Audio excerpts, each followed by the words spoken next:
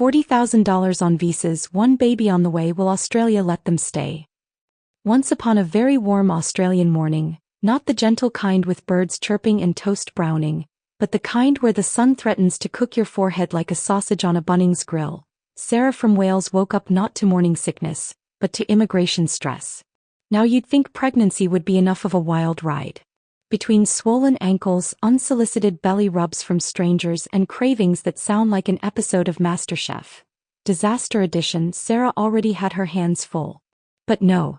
She and her partner Lewis, a bonny lad from Scotland, are in a desperate tug-of-war with Australia's visa system, a system known for being as friendly as a magpie in spring. Sarah has called Australia home for 9 years.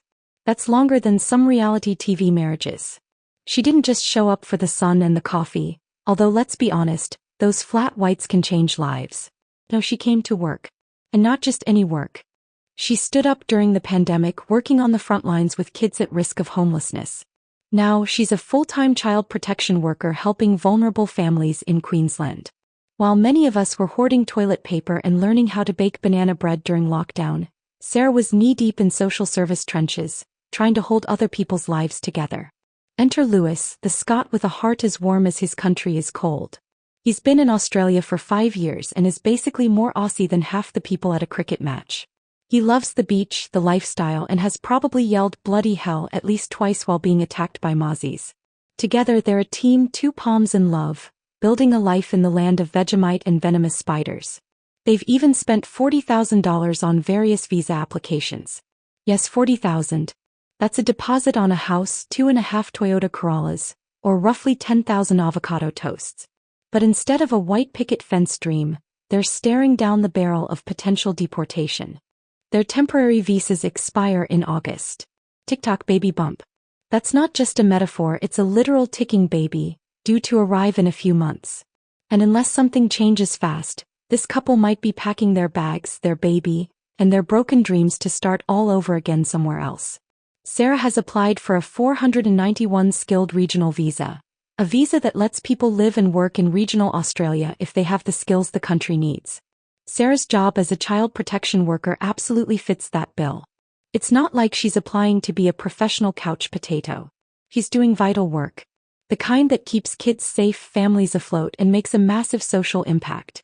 And this visa, if granted, would also allow Lewis to stay. So really it's not just a visa. It's a golden ticket to stability. The problem?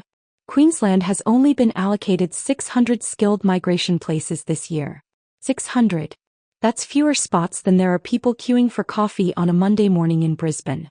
Their worry is simple, that the visa won't be approved before their current ones run out. It's the bureaucratic equivalent of waiting for a printer to spit out your boarding pass while your gate is already boarding. Final call.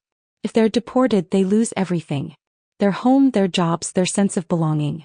And they'd have to start over in the UK, where Sarah says they don't have the same safety net, support system, or opportunity to give their child the kind of sun-soaked, outdoor-loving Aussie childhood they dream about. Picture it. Sarah standing on a Welsh beach in a parka, wistfully looking out at grey waves, while dreaming of Bondi sands and little swimmers. Desperate for a lifeline, Sarah launched an online petition, and in a glorious display of digital unity, over 14,000 people have signed it. That's more people than there are kangaroos in Canberra. The message? Keep this couple in Australia. Keep this future Aussie baby on Aussie soil. In her own words, Sarah says, I have this vision in my mind of us being on the beach all year round with our child and them being a little outdoor water baby. I want that for them so much. Who wouldn't want that? I mean, let's be honest, what's more Australian than a toddler in Rashi's running face first into a wave and immediately crying? Now let's zoom out a bit. The Department of Home Affairs has chimed in with the classic government response.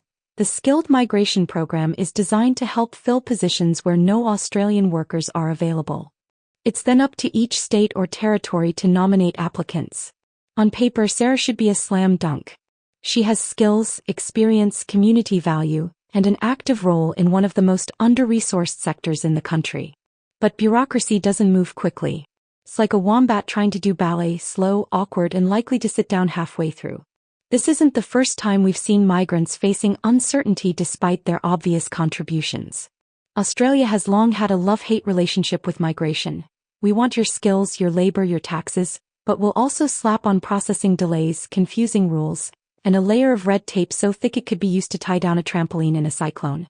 But Sarah and Louis aren't just numbers in a spreadsheet. They're humans with a baby on the way.